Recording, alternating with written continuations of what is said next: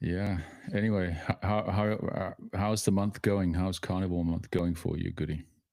Dude, Carnivore month's going great, man. So you know me, like I don't use salt, so I haven't been using salt for a long time. So it was a pretty easy transition from kind of just using carbs to not using carbs at the start of January. And Sure. so high level, the first couple weeks I definitely had like the whole I don't want to call it the keto flu because I didn't really have like like bad symptoms or anything, but like for example, this guy was like, "Oh, you're gonna see like a reduction in the gym because you're not using carbs."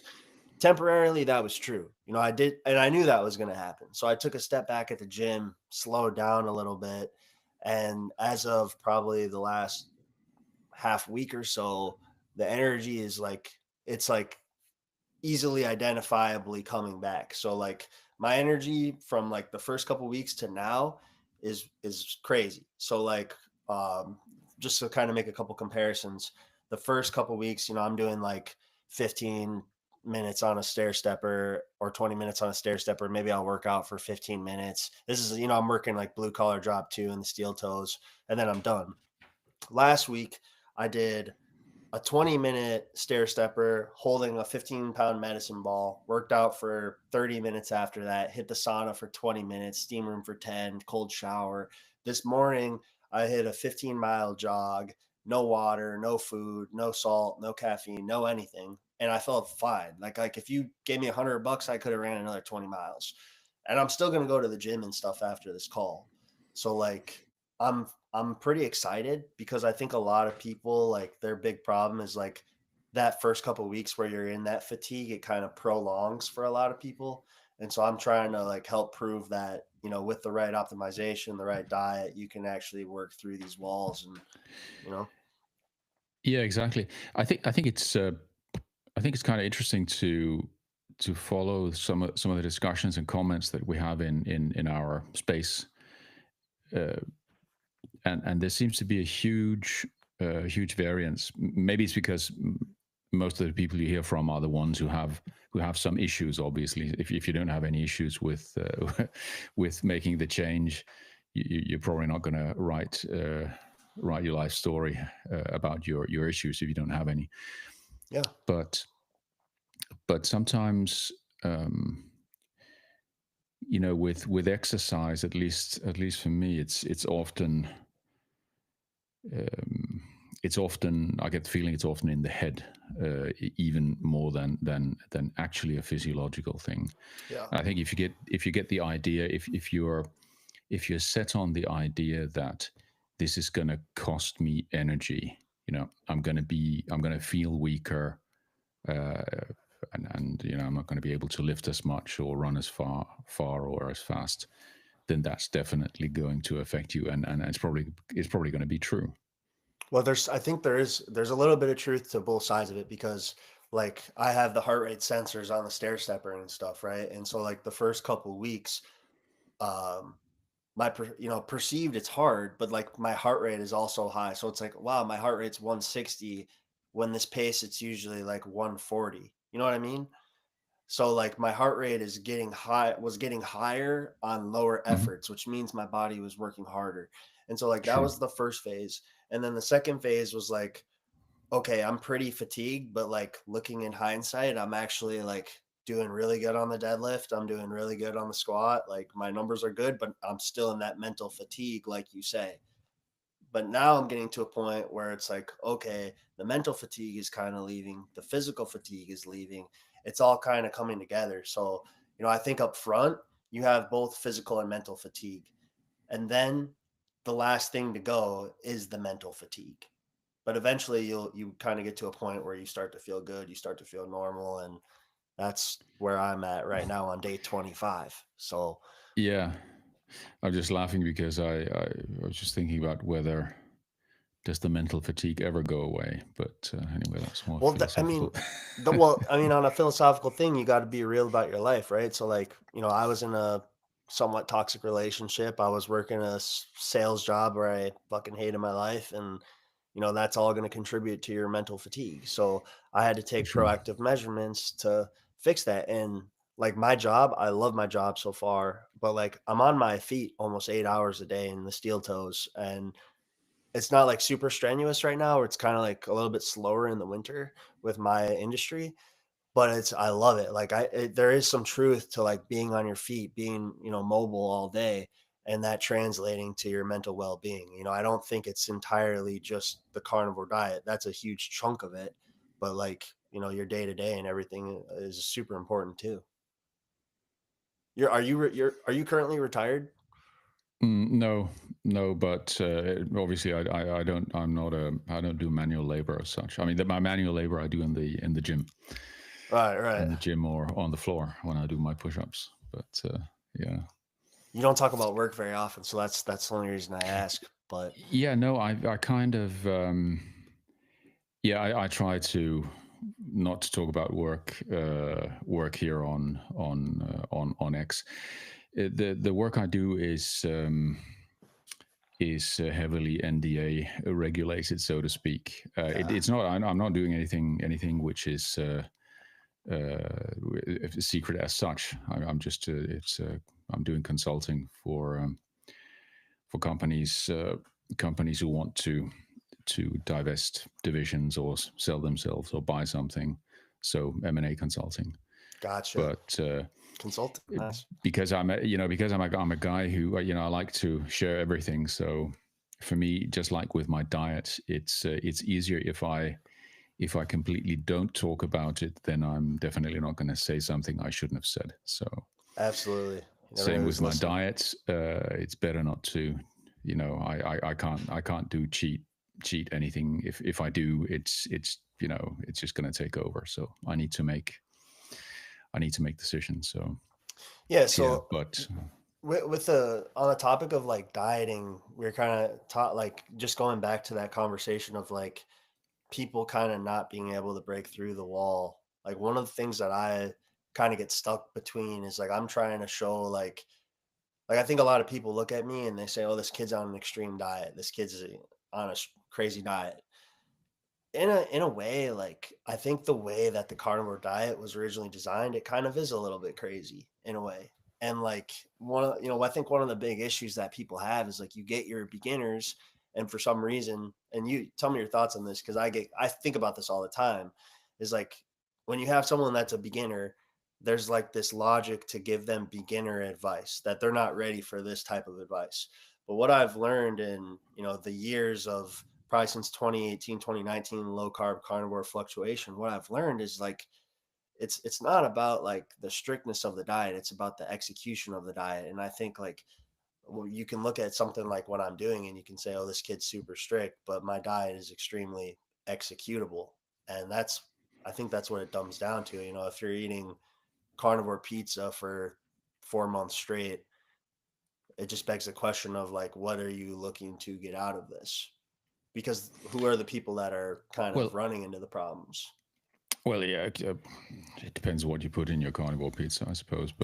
Yeah, that's true. And I think there seems to be a lot of variation. Some people have no issue with dairy products, and other people are extremely sensitive, and they do very well if they completely leave out dairy products. Yeah. And I think from discussions, I can see that quite a few people of our friends here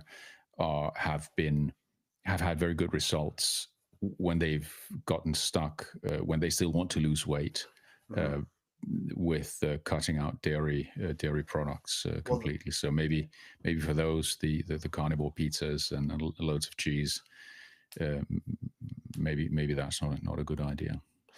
yeah, The I other mean, thing, yeah, go ahead. no, I was just thinking with the extreme. Well, of course, it's extreme if you compare it to a what most people how most people live. Of course, what we're doing is extreme compared to that. But that doesn't mean it's crazy or it's wrong or it's whatever. Hmm. You know, I don't know where somebody who is eating an unhealthy diet gets the idea that should be the norm on the basis of which everything should be measured, and everything which is not that is extreme in some kind of way. Right. You, you, you I know it's a kind of a semantic kind of discussion, but uh, if you want to have the therapeutic benefits that you expect out of a low carb diet, a ketogenic diet, or a carnivore diet, well, you need to do that diet. You need to eat and drink in that way. Hmm. And unfortunately, in English, it's called a diet, whether it's a diet or a lifestyle or whatever it is. But but expecting to get the benefits and then doing something else seems to me to be a discussion we're having a lot on in the carnivore diet community, at least. And one of the brain dead discussions in the last days was: is bee pollen, is bee pollen and honey and whatever, is that carnivore? No, I, I don't know what the point is of discussions like that. That the point isn't that people can't, people can eat whatever they want. they're just looking You know, for one person. They're looking for one person to tell them that that it is carnivore because they want that's what they want to eat. You know what I yeah, mean? but why do you need? You don't need a confirmation or absolution or anything from anyone else. If you want to eat honey, if you want to eat bee pollen, if you want to eat roasted bees, go ahead. I'm not gonna. I'm. It's uninteresting to anyone else but yourself. Yeah, But if you want the benefits of the carnivore diet, obviously don't don't eat, don't consume sugar, don't consume plant foods, eat meat. yeah, It, it, exactly. and that's sometimes confuses me that why do where does where does this kind of thinking and attitude come from, that you're expecting, you want to try and expand what you can do, but not have any of the downsides of doing something Yeah, you shouldn't be doing. my It's only crazy. thing is just like I mean I guess this kind of gets into like what is the carnivore community on Twitter, for example, because it's like myself, for example, when I'm doing a carnivore diet, I'll post in the carnivore community. But like if I'm not doing a carnivore diet, I just don't post in the community. I just post on my own timeline. But like it's just like you say, like if I want to have some honey, I'll have some honey or maple syrup. I'm not doing that currently, but like the tribalness of it, you got to kind of disassociate because at the end of the day, the only thing that matters is you and what you're, how you're taking care of yourself, not doing something to appease other people. Um, with the dairy thing, the only reason I get a little bit skeptic is because, well, a little bit of bias with myself. I'm definitely lactose intolerant to some extent. Goat milk powder seems to be kind of unique, but like I've just seen so many people that have said that, oh, dairy digests so good, it digests so good. And then these same people get rid of dairy and they're like, wow, I didn't even realize like I digest food even better. And it's just kind of like, okay, you thought you digested it well, you got rid of it, and now your digestion improved again. So, it just kind of, Yeah, but I think the point the point out of that, I would say, is that yeah, experiment and find out. yeah, It's exactly. not, you've got the rest of your life to find out, so there's no panic.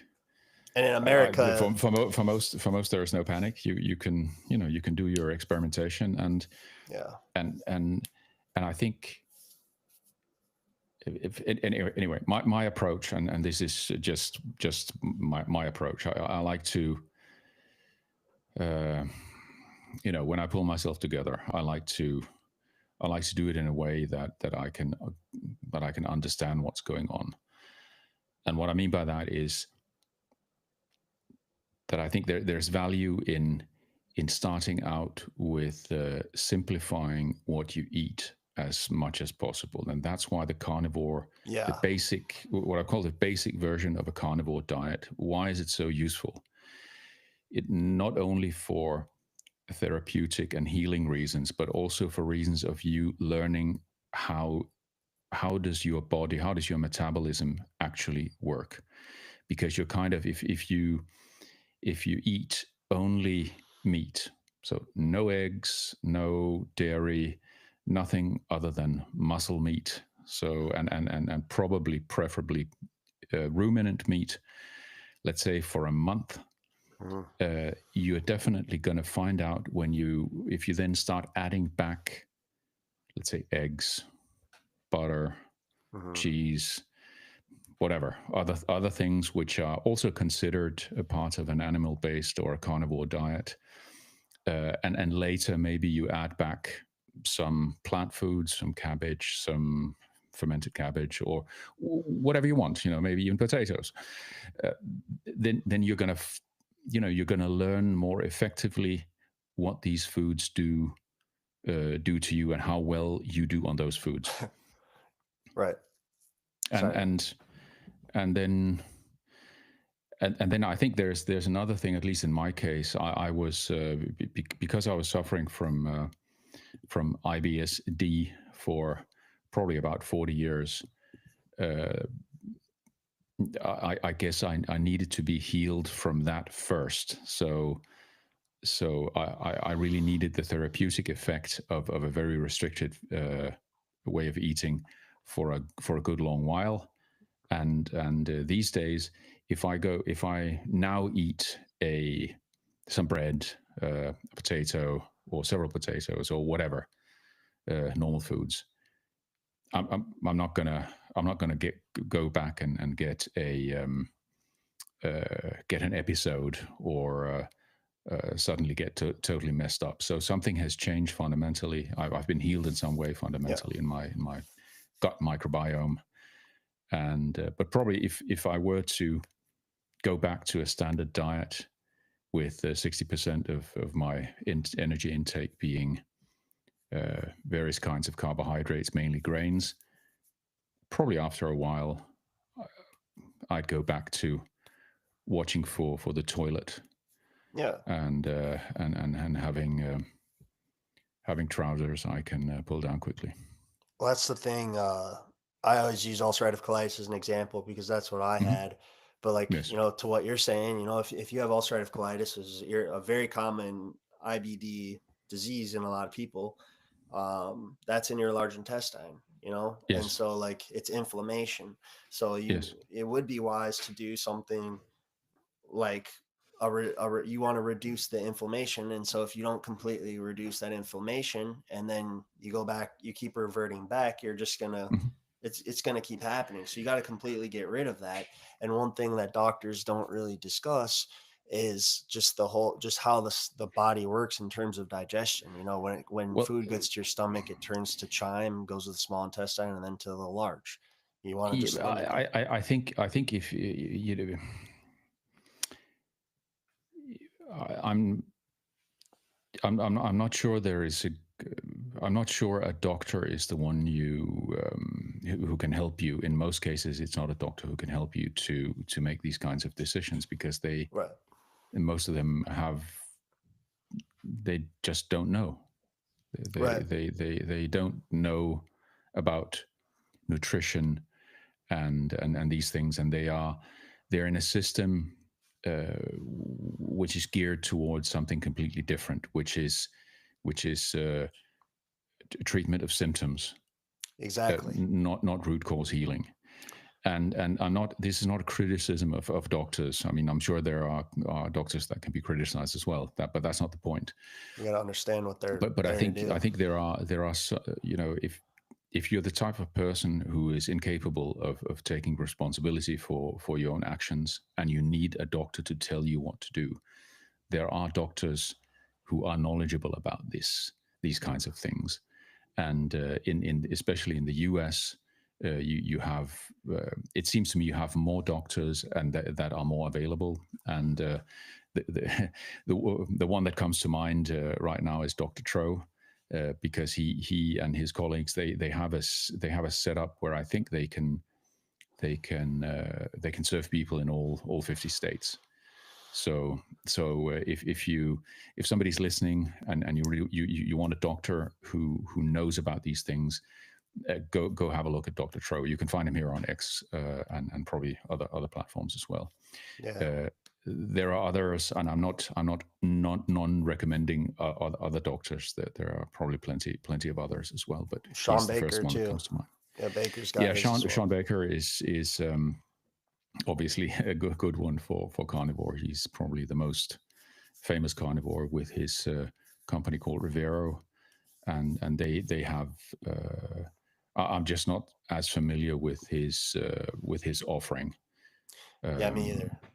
but and But I don't. I suppose he operates in all 50 states as well. But yeah, certainly, yeah, but I just think the logic can be, medication aside, just think of it like this. A majority of IBS symptoms are happening in your colon, diverticulitis, ulcerative colitis. Like a lot of these are in your large intestine. And so you have to basically think, okay, you should eat food that your small intestine is absorbing the most. And it just begs the question, what would meat. cause, yeah, exactly. What would cause the large intestine to be overworked to digest more food? Yeah, That would be if you eat a lot of fiber, fiber and undigestible or badly digestible processed compounds, foods. and so those compounds tend not to be found too much in beef, at least. Yeah, exactly. Exactly. So, And so, but anyway, I think the point here is, you know, find your set point, kind of, and if you want to find your set point, that's the bare bones carnivore diet is extremely useful for that. mhm. And the price you have to pay is that you have to go for a month, 2 or 3, whatever it takes. You have to go for a good long while But the thing is, like, you without gotta, eating anything else. And yes. you can't expect. I mean, you can expect miracles, but some miracles, and this is going to be miraculous for people who have IBS, for most of them, and a host of other conditions. This type of approach is going to feel like a miracle once you get the benefits, and you're likely to get large benefits very quickly. Mhm. Some benefits take longer, but but speculating about how you can change your diet in a way so that you change it as little as possible from a standard diet, that's to me is a futile approach Yeah. to these things. If you are not feeling well, if you're fat, feeling bad, if you have IBS, if you have high blood pressure, diabetes too, uh, whatever, and all the other illnesses which are related or caused by metabolic syndrome, and there's a host of those. And if you want to get rid of those, do what you need to do. And carnivore is a good way, a good place to start. Mhm. And if you are, let's say, socially in a situation, socially in your head where you feel you cannot do that, then at least do a ketogenic diet. And the difference is that a carnivore diet is not necessarily ketogenic. It's relatively easy to make it ketogenic. It's a question of the fat to protein ratios and keeping carbs very low, less than 20 grams per day. There Yep. are some say 50, I say 20, as low as nothing, preferably. Mhm. And with a ketogenic diet, you can do a ketogenic diet with a relatively, you know, with adding a relatively good amount of different plants, especially obviously low carbohydrate plants like cabbage, and there are nuts and seeds, etc. And then there's a big, there's endless discussion about, okay, so do the plants, do they contain too many anti-nutrients, and do the nuts and seeds, do they contain the right kinds of oils, and are the are the nutrients in the right form, are they bioavailable, etc.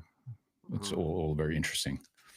But initially, if you've been on a standard diet and you change to a ketogenic diet, you're just going to lose a ton of weight, regardless of these of the finer details. And you can get into the finer details a little bit later. Yeah. That being said, if you eat, if you go directly to a carnivore diet based on ruminant meat, you are not going to have nutrient issues. But the thing that That yeah. the thing that I think people got to be a little bit leery of is like there's a lot of people that do like really strict diets, but they're not necessarily executable. So like prime example, hate to say it, but you got a guy like Bruce who fucking eats like a lot of steak, drinks a lot of coffee. He's always in a caloric deficit, and the guy's always on edge. It's like he hates his life. And like it begs the question of execution, where it's like, oh, that person's doing a really strict diet. They're just eating, they're doing a lion diet. They're eating really Sure. strict, but it's like they don't consume that much fat. That you know, it's Yeah. and then No, but it's a good point. Is it executable? And that was what I meant by, if you're socially limited in your head to think, it's a better way. You have a better way of saying it. Is it executable?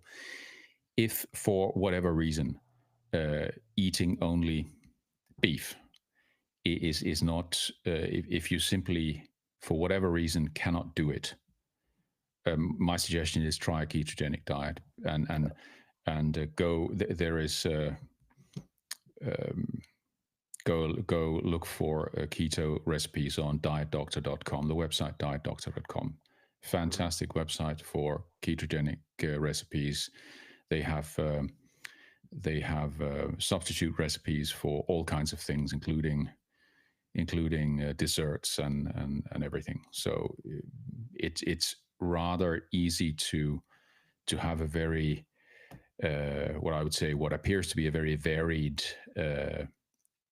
diet if you do a ketogenic one rather than carnivore. The point is just if you're really unhealthy and really sick and you feel that you're allergic to all kinds of things and you can't handle this, that, and the other, and you're confused about what is it that makes me feel like crap, I would suggest that you at least do a stint of pure carnivore on using ruminant meats. So, like yeah, Bruce is doing with beef and lamb, ruminants obviously, and bite the bullet a little do bit. that for a while. Do it for a month, 2-3 months. Do it for a short while, and you're going to be you're going to learn a lot about how your body works. And in the meantime, you're also going to get there's a lot of healing is going to take place. Yeah. I'm kind of spoiled in the Great Lakes region, but also like a lot of people struggle to eat enough fat. And like if you're getting lean sirloins and stuff, it can be hard to get enough fat. And then you end up getting a lot of marbled steaks, a lot of marbled ruminant meat, which works for a lot of people. But you know, one thing to consider is like if you have access to like wild caught fish and like sockeye salmon or Sure. whitefish, like those are excellent sources of fat. They're super healthy and Mm-hmm. like fish digests super well. You know what I mean? Like it's super Absolutely, soft yeah. I'm not. I'm definitely. I'm not saying not to eat fish. for It's sure. just. It's just. I think. I think for most people all over the world, getting beef, let's say ground beef, or getting some lamb, or even or goat, or venison, is tends to be even more available than fish. But fish is fine. Obviously, it's fine. And get The a other thing crock is, pot. I would say you're talking about fat. I think this is a little bit. Um, if you're a skinny person and you want to be in ketosis, you have to make sure that you eat enough fat. That's for sure. If you're fat, overweight, whatever you want to call it, overweight, obese, sick, like most people who start out who start out on this, like I wasn't obese, but I was certainly on the verge of it. You have enough body fat to not have to worry about having a high fat intake in your food. You can eat lean sirloin steaks all day, and you're going to have enough body fat to keep you in ketosis for a good long while, depending on how fat you are, of course. But But until you've got your body fat percentage well down, let's say towards 15 or under 15%. And a little bit depending on then how your metabolism works, you might need to start adding some more fat. Yeah, I agree. It's just I think the big challenge with that it comes back to the execution. You know what I mean? It's like ok, if you're doing a lot of lean sirloin and you have the body fat to be in ketosis, you're still probably going to be in a large deficit and you're probably going to have a lot of cravings. And like if you lean on coffee, it can work, but I think it can Yeah, become sure. a ticking time bomb. You know, after a while, like it just being in deficit that long and going that long. Because Yeah, also you say too, like maybe. fats. Don't you say like you know, not all fat is created equal. So like we all know that seed oils, even butter and suet tallow are vastly different. Pork lard, um, but you said yourself too, right? Like if you have more protein than your body needs, it's going to store that as fat versus, you know, we kind of are good at metabolizing certain fats and using those and not storing those. I mean, we're pretty much made of fat. Yeah, I think if you eat enough fat, you're probably going to store some fat as well. I think the question about cravings and these things is a big is a big question, and for some the issue of satiety seems to be a lot on their mind. Yeah. And of course I'm definitely projecting quite a lot here. Well, do you get Because cravings? it wasn't an issue for me, and so I hear when people talk about it, I can understand what they mean. My experience was a different one. Uh, I found it for many months when I changed to a ketogenic diet in the beginning. I was I felt extremely satiated all the time, even though I was in fact also in what you call a caloric deficit. So I was probably, if you wanted in calories, I was probably, I don't know, eating 1,200, 1,500 calories a day, but I felt stuffed all the time. Uh, and I don't know if it's ketosis that does it or what it is, but it worked. These days, I definitely eat much more. I typically eat maybe between 3,000 and 3,500 calories a day, um, Yeah. and I don't and maintain weight. So you never really got food cravings. You don't get like urges to eat cookies or shit like that. Sure, yeah, of course I do, Oh, you but it's do? not a hunger issue. Gotcha. Because like I used to get And also I have no I have no problem eating 6,000 calories. right. Well, probably I can probably eat 10,000 calories a day. I'm not going to feel good, but I'm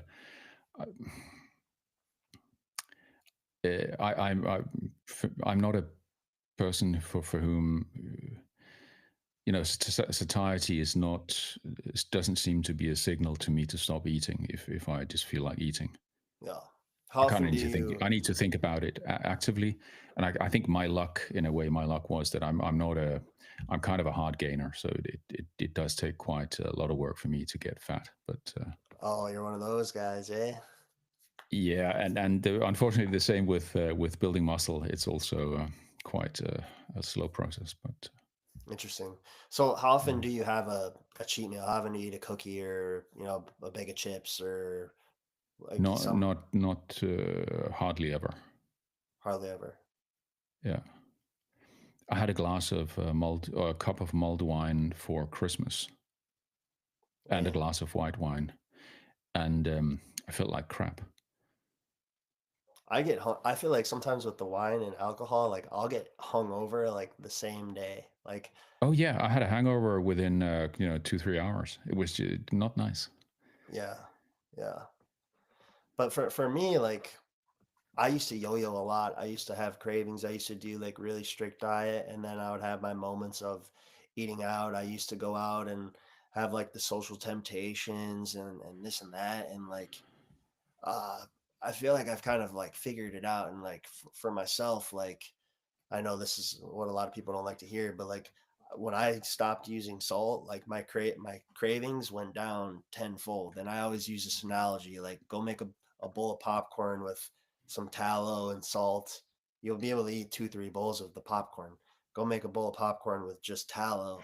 You'll probably get through one bowl of it, maybe a bowl. Yeah, I mean, it's like the difference between drinking soda and drinking water. Yeah. If you have soda, you're gonna definitely drink much more of it than if it's just a glass of water. Yeah, so like for a lot of people, there's a kind of a conflict of interest is like, okay, there's a big need to reduce cravings and improve satiation, but then people um, don't want to reduce flavor to sort of say. And that's where I think it's like, okay, well, what do you want Yeah, to do then? maybe I think if you're not ready to redefine your relationship with eating and food, if you're not prepared to accept that food cannot be entertainment, Yeah. you are going to fail. I'm We not, I'm not can't, saying that means you shouldn't try and try again when you fall off the wagon, etc. I think everybody should try and try again and keep trying, even if they have cheat meals. And even I'm not. It's not a I'm not judging in that sense, mhm, but I do think that a little you discipline you involved. you need to redefine your what food is in your life. Because we And got people, and if you do not get it out of the category of the key entertainment maker and happiness maker in your life, you're going to be thinking about all kinds of satiation things and other things which are just going to confuse you and make you have cheat meals. hmm The other thing is, I think if you live in a if you have a family which is eating a normal diet and they eat lots of unhealthy stuff and candy and all kinds of things, I think that's something which is going to increase the risk of failure uh, a lot. oh If yeah. if if if you have all the good, all the stuff, all the nice temptations But you got to in push front of through you all the those time. walls. You got to push through that a little bit because like if you always give in to your surroundings and like go out to eat with people just because a lot of people self project, they want you to come get the food and do this and that with them. The thing is like if you always pander to that crowd, they're always going to come back. So in a way, you kind of have to like teach them to respect you, and like you do have to hold firm sometimes, like Yeah, of cravings course. Yeah. aside, because we all fold, and we're kind of a product of our environment. But like if you don't want to do something, don't go do something just to please other people because that's Well, obviously not. a lot of people do that though. That's and Right. Yeah, so maybe it's they do. you gotta have a little bit of discipline at the end of the day, but there's ways to go about this stuff, and we can't Yeah, no, tailor it's to the that. Yeah, it's a good point. I don't have that problem, but yeah, good because point. like carnivore diet to me is like I see it as like one of the highest degree level diets that you can do. Like it's probably like if we're talking like like perfect execution, doing it super strict, like it's probably one of the healthiest diets, which in turn is could be one of the hardest to execute for a lot of people. There's a lot of people that are kind of looking for a Hail Mary. They've been eating complete shit, ice cream, cookies, fast food every single night. And then they go, oh, I'm going to start the carnivore diet tomorrow. Well, guess what? That shit's going to be really fucking hard for you. You know what I mean? So like, we can't just say, well, you need it like pander to this person. It's like, you're making an extremely large jump into a somewhat challenging diet. You're going to have to push through a little bit. Well, it's you have to want to. My point was you have to realize that you're in a situation where you need to and want to change your fundamental life habits. Yes. And one of the biggest ones is related to what is it that I put in my mouth? What am I eating and drinking? Hmm. And that I would say any change of any habit is maybe not any habit, but changing ingrained habits is painful to a degree, and I think with eating and drinking, it's connected with so much positive experience, Hmm. both in terms of the feeling you get from it, the taste and tastes, textures, the social aspect, the rituals related to it, and all of those things. That's a It's a big huge chunk of chunk, many people's lives. huge And chunk. I think I found for myself when I made the change in the beginning that the first thing that happened was I suddenly had I had a huge amount of time on my hands. All the time that I had used to think about the nice gourmet meals I was going to cook, to plan the meals, to shop for the meals, and to cook the meals.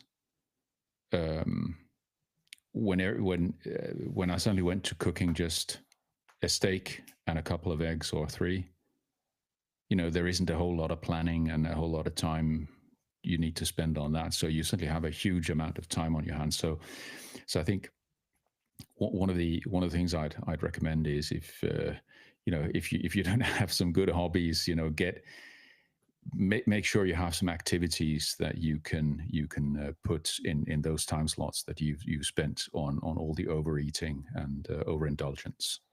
You Hmm. need to do something else, because if you don't have an activity, I think that's the biggest risk of falling off the wagon is if you keep up your all the other habits and routines with no change, and then you're gonna be sitting there in your couch or whatever.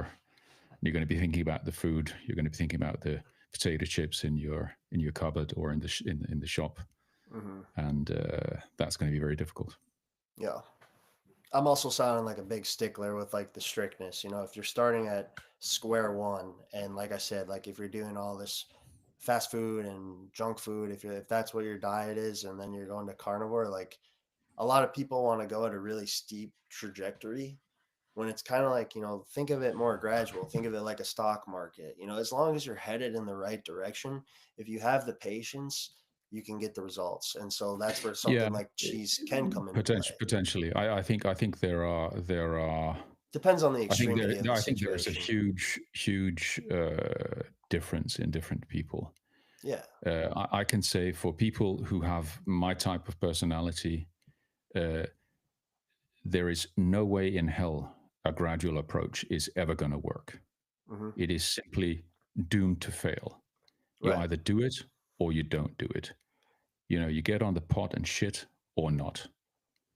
And having kind of a half baked approach, sitting on the fence and having three cheat meals a week, for somebody like me, completely absolute no go.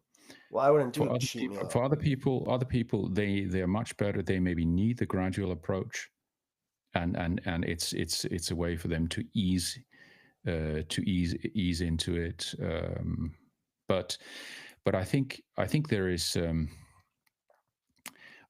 a reason why uh, addiction programs typically all advocate abstinence. If you're an alcoholic, like these people we're talking about, people like myself, foodaholics, just like alcoholics, there isn't a good middle ground. If you have somebody who's an alcoholic or uh, using heroin or something, Hmm. it's probably not going to help. It's probably not going to be effective to say that, okay, if you were drinking 2 bottles of wine per day, now you cut it down to 2 glasses of wine per day. Yeah. That's just not going to work. And Yeah. and I Don't do think that. for most people, it's the same with the food. You have to make the decision, and then you try it out, and then you find out if you know basically you're going to find out, are you ready for it or not? And if Hmm. you're not ready for it, you know it's not going to work, and then you can try again later. It's not as if these ideas are going to disappear, or the effectiveness of the carnivore diet is going to disappear somewhere. I mean, you're a young guy. I'm not a young guy. I started when I was 54, Mhm. and tremendous positive results. So even if you are a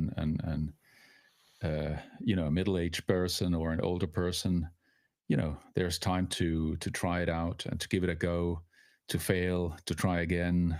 Oh yeah, It's not a lots of failure. it's not a there's no moral anything in this. It's just about your health, your habits, your life, and how you feel, Mhm. about it. And I think to an extent, I think the less, for some people, the less you think about it in moral terms, or think about it that if you can't do it from the beginning, or if you fall off the wagon, you're a bad person.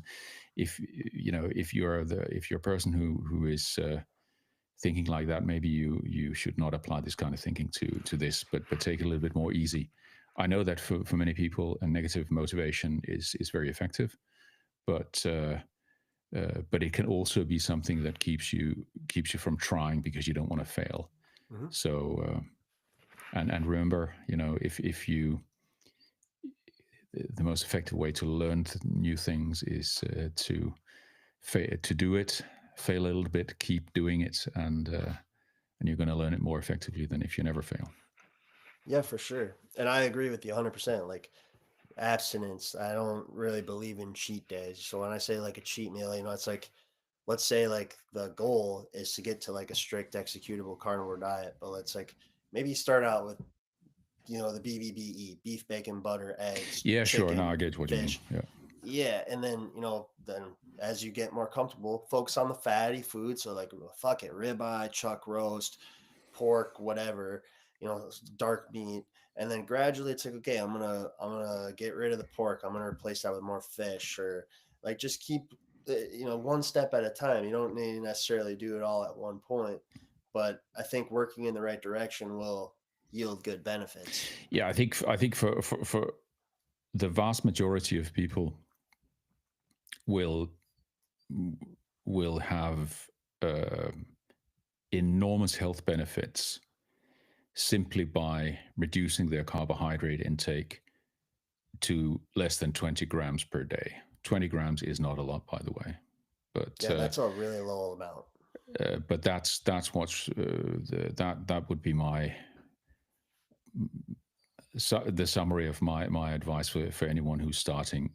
Just make that point number one: make sure that your carbohydrates are really really low, less than 20, preferably nothing. I mean, obviously if you eat some eggs, if there's a little bit of residual carbohydrate in some of the ketogenic foods, obviously. So Well, it's for sure, it's dairy.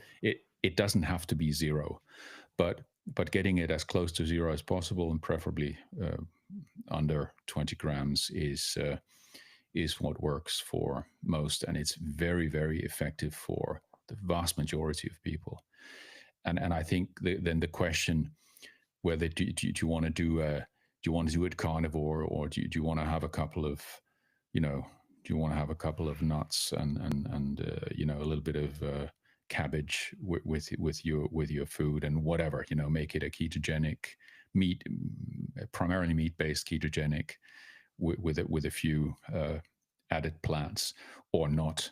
I think these are the finer details, and then there is a small group of people for whom a ketogenic, or any kind of plant foods in the mix, or dairy or eggs, is going to pose some problems, and for those people, it's simple: just eat ruminant meat. Do it Yeah. for a month, 2 3 months. Do it for a good while, and you're gonna have the same benefits as you will, as others can have with a normal ketogenic, low carb ketogenic diet. Mhm. And And in my case, I started with a ketogenic diet. So I did have in the beginning, I did have from time to time I made kind of a cabbage soup, which was mainly ground beef, but with a little bit of cabbage in it and stuff like that. And some I made some keto tiramisu recipe from Diet Doctor, which is based on almond flour, but and it's like 80% fat, uh, things like that. But phenomenally effective. Yep. I mean, And I I think, lost almost 30% of my body weight, and pretty much all of that was fat in 3 months. wow. What about fluid So, and loss? at 54. So, what, sorry? Because like I was looking at this, there was a post on Reddit. Who's the guy that's like he kind of like gives off like this vibe, like he's like a military sergeant or something. I don't fucking know his name. He's an influencer guy. He's on Instagram. You've mentioned him before. I'm never on Instagram. You Maybe I should mentioned be. Maybe you. maybe we should be on Instagram more actively. It's it was sorry, I'm just pulling it up real quick. Yeah, go It ahead. was a guy named Bart K. Bart K. Well, Bart K, I was watching one of his YouTube videos and like a lot of his weight loss was fluid loss, water weight loss as well, on top of the body fat. So Yeah, yeah, the guy, New Zealand guy, I think Parquet so. from New Zealand. Yeah, sure, sure. Yes. Yep. Yes, I'm sure that a lot of my loss was fluid loss in the beginning. You probably don't convert into a fat burner within a few days, so it probably takes a little bit longer. But in my My point is experience, just it's unlikely to be muscle loss. But anyway, big discussion on that as well, of course. if you have a lot of water weight, if you have a lot of fluid in your body, and then all of a sudden you start consuming like a high steric acid fat, you might have the shits for a few days because like this is just super bro science logic. But like fat and water, they don't mix. And you eat a lot of fat, the water starts to come out. And that seems to be the case for me. I have pretty low water weight these days. But I think a lot of the upfront, like you say, a lot of that upfront weight loss is going to be fluid loss because as Yeah, it humans, doesn't really matter what it is, I we're think. we're super good at storing water weight all throughout our body. You store it in your arms, your Sure, legs, sure, your and face. we and the body is very effective at storing fat as well, and Hmm. the reason why you need to get your carbohydrates as low as possible, and you know you can have a discussion, or a lot of people have discussions about is low carb, is it 200 grams, 100 grams, 50 grams, 20 grams, whatever, a completely useless discussion. If the reason you want to get your carbohydrates as close to zero as possible is because you want to get your insulin secretion down. If you don't get your insulin levels down, and your blood insulin level down to a low level, you can't lose fat, because high insulin levels means Store that fat. you will store fat. And so you need to get your insulin level down, and for that to happen, you need to stop consuming carbohydrates. And that on that note too, I've experienced this myself because I've had experiments. I did a lot of carb experiment because once I went salt free like about a year ago, the carbohydrates digested extreme way better than they ever have since my surgeries. And so I was like, oh, I'm kind of curious to like understand like how carbohydrates digest without salt. So like if you want to go down a route of carbs, like I would recommend looking into no salt. But what I learned is like if you have a lot of carbs and then you have salt and then you have a lot of fat, it's exactly like you say. I got fucking fat overnight. You know what I mean? And so like that's the thing about like if you are using carbs, maybe you want to do a low fat diet because you want to use that, glucose is readily used as energy. Not that I'm endorsing that, but it's just if that's the route that you're doing, that might be something to consider. Because if you have mix a lot of fat, a lot of carbs, you could be gaining weight. Yes, and even if you have a low fat, high carb diet, if you have a high carbohydrate intake, it will affect. You will have a higher blood glucose levels. You will trigger a higher insulin secretion unless your pancreas is shot, and this will lead to more fat storage and a situation where you can't uh, utilize your body fat for energy. And for those who want to understand more about these mechanisms, you don't have to believe what I say, but I'd recommend uh, look at Professor Ben Bigman's metabolic classroom lectures. He has a series. He has a channel, I think, on YouTube and Spotify and others, called the Metabolic Classroom. And Ben is a phenomenal lecturer. He's one of the top experts in the world on insulin metabolism, Yeah, he's a smart guy. and he's worth a listen. And his way of lecturing, or his way of communicating is, I think, he's extremely good at communicating a quite a complicated subject in a very easily understandable way for people who are not academics. So It's basically a free he's kind of like giving out, I mean, the way he talks is very academic, and like it is basically like a free, it is like a free class, yeah, on this type of it stuff. is what it says. It's the metabolic classroom, and he's just very good at communicating, and Yes. it's very easy to understand and take in what he says. Go have a look at that, and start with the first one, and listen to all of them. Yeah. They are, I think, most of them are, they're probably somewhere between 30 minutes and 60 minutes. Most of them, A yeah, lot of very easy Spotify to. stuff. My Yeah, my recommendation is, and again, I'm not endorsing carbs, but if you want to kind of understand them a little bit, like I would say look into the Aztec Empire, the ancient Aztec Empire of South America, because they extremely low fat. They were living off a lot of the three sisters, beans, squash, nixtamalized corn.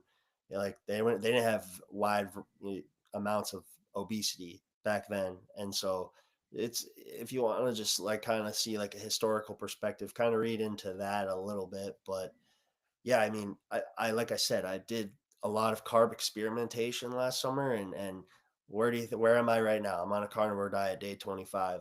If I didn't believe in it, I wouldn't be doing it. And like I think that carbs can be utilized if you want to do that, but I just think it's a little inferior to a well executed carnivore diet at the end of the day.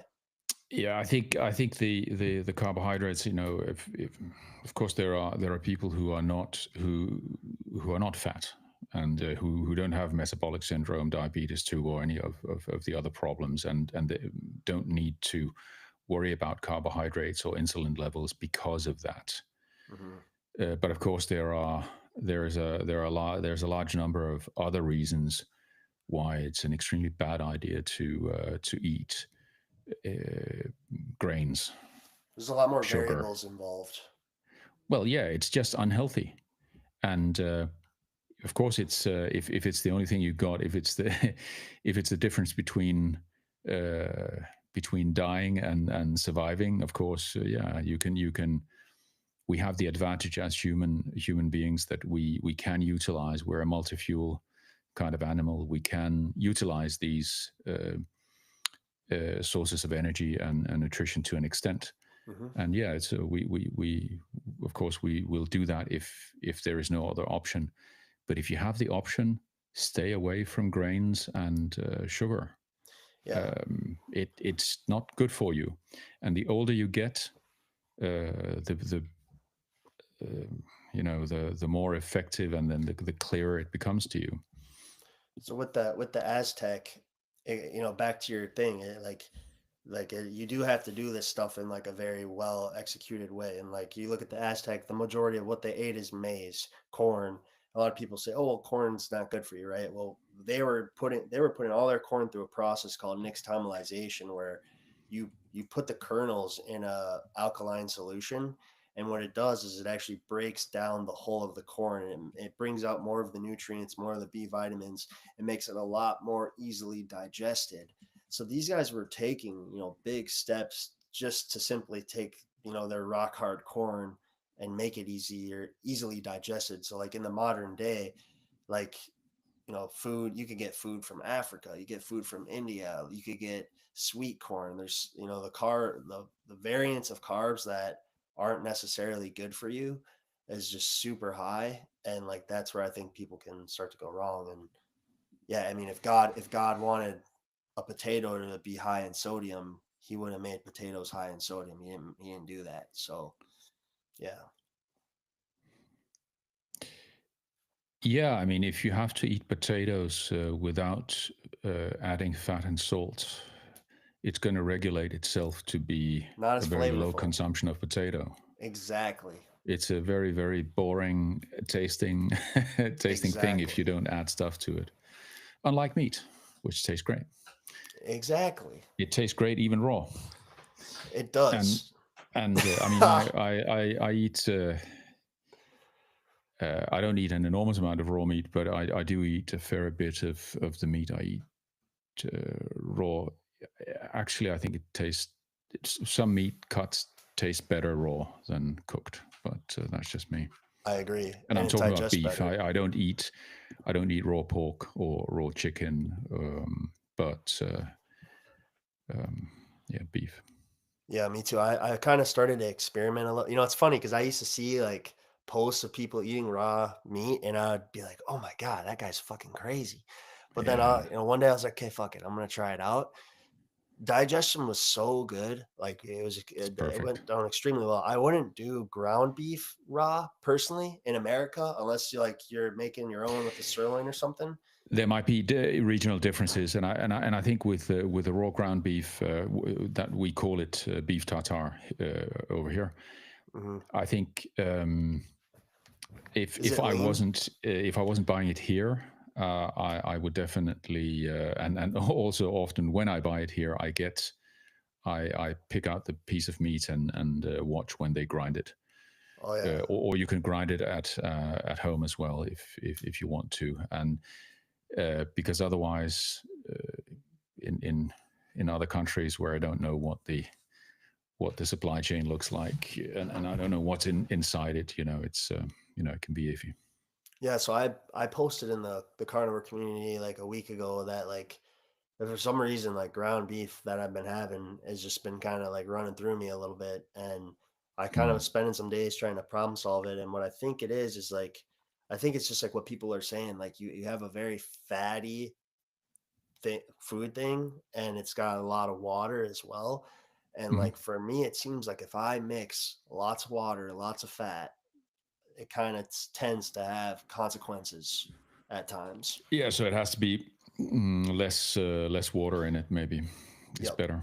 exactly. You can make kind of jerky out of ground beef as well. A lot of But people anyway, of make course, that's pemmican. not raw. But Yeah, but a lot of people make yeah, pemmican with ground beef, which is a good thing. That's one thing that's super paradigm for me is like getting enough minerals on this diet. Like if you just eat like wet meat, which is fine. A lot of people do that, but like objectively, you're eating a lot of grams of food, but like 70% of every steak you eat is going to be water. And so something like yes, jerky can concentrate those minerals because minerals are heat tolerant. They don't get destroyed by heat. And yeah, like that's one thing I want to talk about too. I actually recently I uh I started making like salmon jerky and whitefish jerky and eating more like fresh fish on top of my red meat consumption, and my libido just started to kind of start climbing. So I'm a okay. big Have a advocate. potato quickly then. No, but just not even just that, but like energy in general. Like when I did the 15-mile run this morning, like I had fish last night, and that first time that I had fish again, like I usually get tired. I go to bed at 10:30. I stayed up till like midnight listening to music. Like I was wired.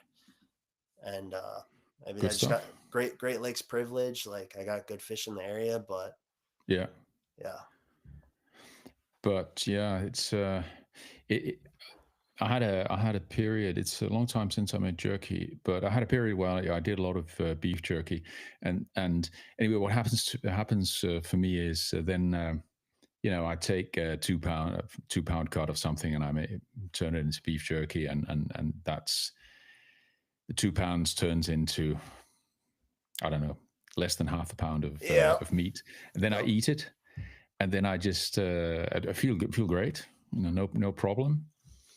But then after 2 3 hours, I just get really thirsty, and then I I have to drink a lot of water. Super thirsty. Yeah, dude, the fucking Yeah. fish jerky's been mind blowing. It's like I'm eating like I could eat like a big fillet of fish in like 10 minutes because it's all Hmm. dehydrated. And Yes. like the energy I've been getting from fish is just fucking crazy, man. And the other thing I'll say is like if more people adopted the pemmican, like I think a lot of people's problems would be solved because like that shit really does a good job of like keeping me satiated. Like I said, I used to yo-yo with Hmm. cravings. I don't get cravings at all. Never. And like I eat a shit ton of fat. It's all suet. I eat a lot of pemmican. It's Hmm. you can A lot of people struggle to eat carnivore in surplus. With something like pemmican, you can eat carnivore in surplus easily. And then it's like, okay, I get the bulk of my calories from pemmican, which is Hmm. 70% fat. Okay, now I can actually enjoy my dinner. I can put some shit in a crock pot and be patient. I can make one nice little zero point 0.4 pound fish fillet. Like, you don't, it's not like you got to go into dinner like, fuck, I got to eat 3 pounds of meat. You know what I mean? So Yeah. just in terms of execution, these types of things can be good. And, if you look at historical evidence, the Great Plains, especially west of the Rockies, nomadic bison hunters. They didn't really eat that much carbohydrates. Some of them were earth lodged, so like some of them were growing the three sisters, corn, squash, and potatoes, but a lot of them weren't.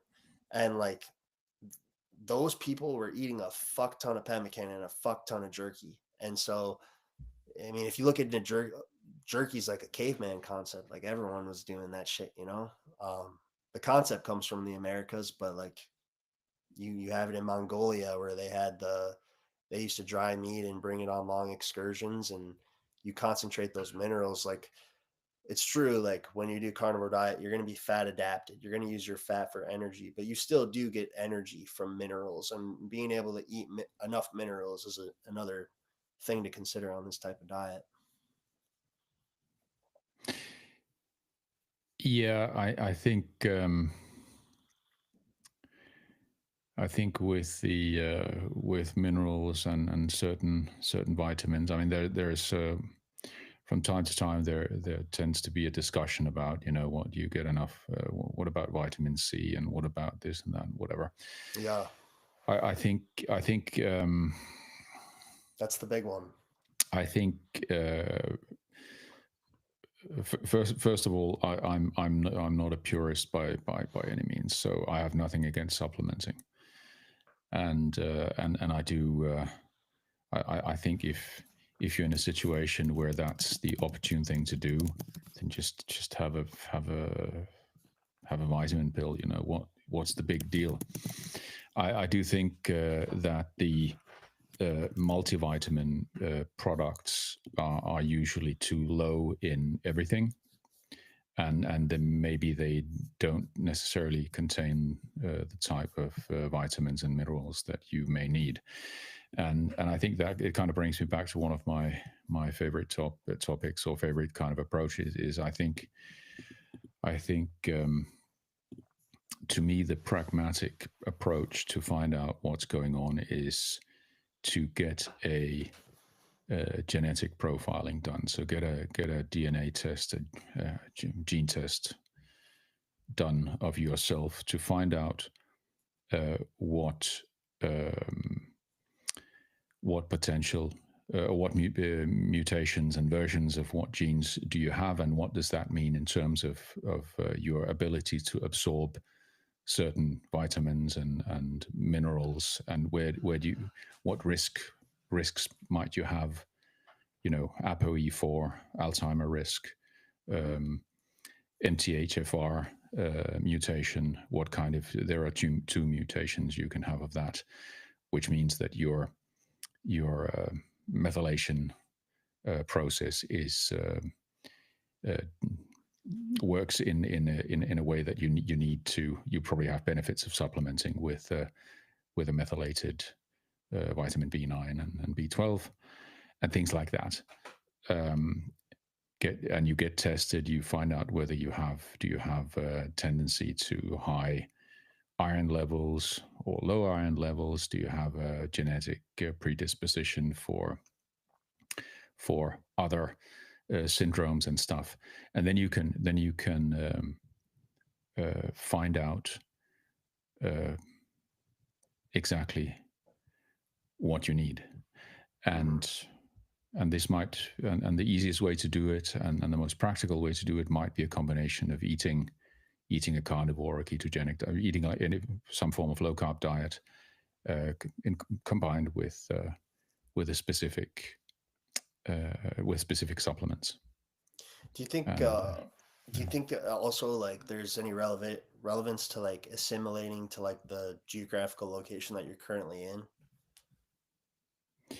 well, when we talk about nutrients, of course, you know, at the end of the day, what's in the meat and what's in the food you eat is like our friend Ed has talked about many times. It's about what's in the soil. So if the meat is produced, or the food that you eat is produced on depleted soil, you know, it might not have the vitamins and minerals in the amounts that are optimal for you. You know, I'm not exactly sure how to find out. You know, how do you know that?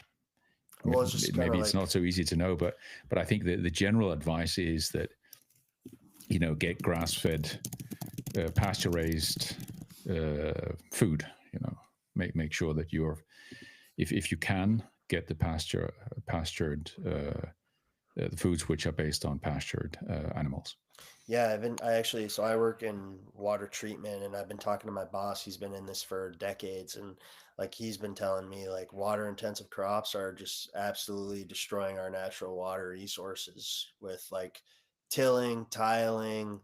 Um, you know, if you're growing corn, if you're growing soybeans, if you're growing cannabis, these all require large amounts of water. And the problem is like they're not they're not putting it back into the groundwater. And so something like pasture farming, you know, where you have like healthier soil, they're just roaming, like you're not doing all of those things. And like what we need groundwater, because if you look into this concept called aquifers, aquifers are basically like way below the ground, like it's like a lot of water that like goes through like rocks and crevices Mm-hmm. and like we draw water for cities, for farming, etc., from these aquifers, and we're depleting these aquifers more than we are replenishing them. And this has been increasing since the 2000s. And things like, I think things like feedlots, things like the crops that I mentioned are a very big detriment. So if you're looking for an environmental impact, we need something like pasture raised farming, because you know Well, if we obviously, they yeah. say that some people think the next war is going to be over fresh water, and that's, you know, that's, it's kind of Well, scary. uh, let's uh, let's relax for a little bit here on this one. I think the thing about water as a resource, I think, is something which has been pushed for strategic reasons, for strategic financial reasons from large investors, and it's been pushed already for several decades in kind of conditioning populations in various places, conditioning them to feeling that it's both acceptable and understandable that suddenly they have to pay a huge a huge high price for the water they use, or that it has to be limited in some other way. I think that's manipulation. Yeah, I don't think. I think it's while you can have water depletion locally, and I'm not disagreeing with what you say, but as a general statement for the world that we're going to run out of water is a completely absurd statement. It does not stand up to any kind of scrutiny, not even the lightest type of scrutiny. We are not running out of water. But they're predicting that like for example, the Ogallala aquifer is the largest aquifer in the United States. They're predicting that it's going to be 70% depleted within the I'm next sure 50 that's years. correct, and I'm sure that will can cause all kinds of problems. And I'm like I said, I'm not disagreeing with you, and I Right. totally agree that we do need regenerative agriculture for many reasons, possibly including those that reason. My point is the propaganda in the countries that I have been living in and following for the last many decades. The propaganda about water being a scarce resource is nothing but propaganda. It is not true. Water is not a scarce resource on a general level in the world. And in many countries, it's equally absurd even on the local level, like the But look country at where I'm living, Finland. look at California. They're Yeah, depleting their but this is aquifers. this They is a use this that. is a created. This is a completely. They have chosen to create this situation. Yeah, for sure, because they don't take They, care of they, their they, water. they you know they so they just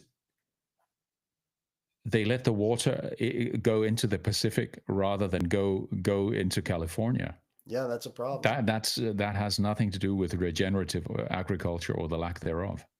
That is But a political decision, which is probably I don't know why it seems like a completely absurd decision, but I'm sure that there are some interests who are gaining financially in enormous ways from this, and I think that oh follow the yeah, money, and I think you will have your explanation on the California situation. like water rights and stuff like that. Um, These are all theoretical concepts that are created for reasons. And these reasons, normally there are persons benefiting from these reasons. Otherwise, they will not happen. Absolutely.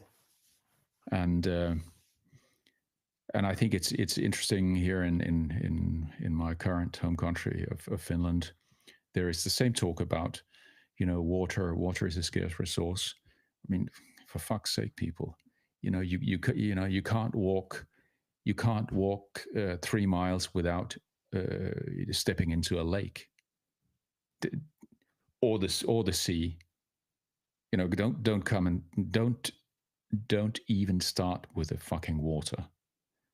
I'm just saying, I work with dudes that are really conservative and they've been in water industry and they've gone to school for natural Yeah, resource yeah. I'm not management. saying that your local situation may be a different one, but I'm just a little bit tired of this. The world is going to run out of water, and therefore we need to tax you even more, and water needs to cost more. No, This is it it's, shouldn't it's the fall on same it's the consumers. same bullshit nonsense that by paying higher taxes.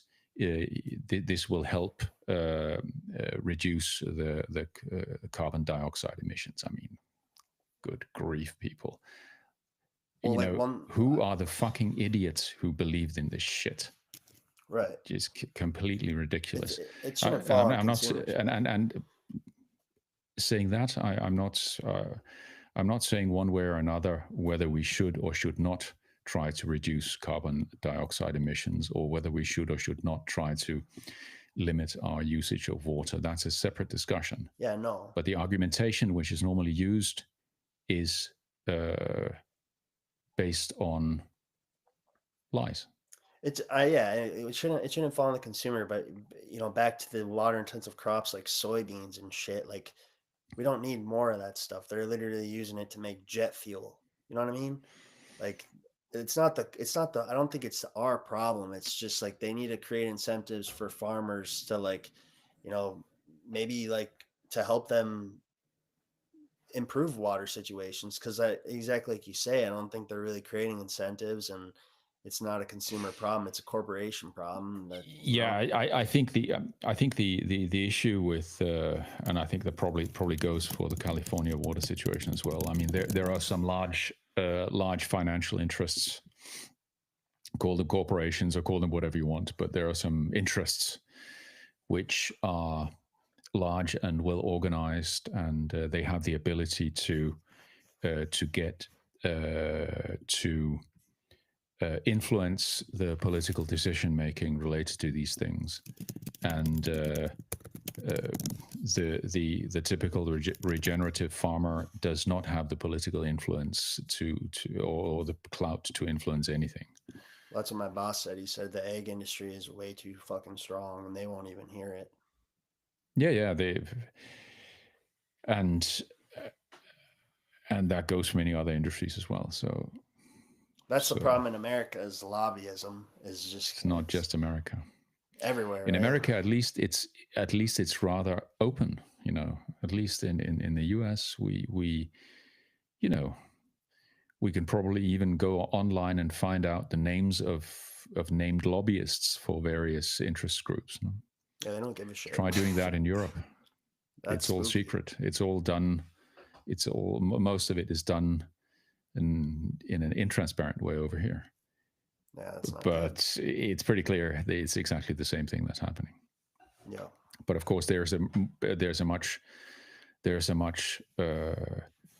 better tradition for transparency in the U.S. than there is over here. Yeah, it'll be interesting to see what, Trump's, team does in office, but I don't we'll see. The only thing I care about right now because I just want to see some improvements to agriculture and like Yeah, that's all I sure. care about. That's obviously the thing which is closest to our main interest here with the nutrition stuff. And I think it's interesting uh, with the Trump and what they are doing. I think the interesting thing to me is that they have that he's come out of the gates kind of blazing with making decisions. I'm personally much more interested in that kind of thing. So seeing what is actually going to happen, what is, rather than speculating about what somebody said and why they didn't say it, and you know, and if A said this, then B is allowed to say that, and and why do we have to put the criminal Venezuelans back to Venezuela and whatever? Let's see what the guys do. Let's see the proof's in the pudding, and that's the only thing that counts.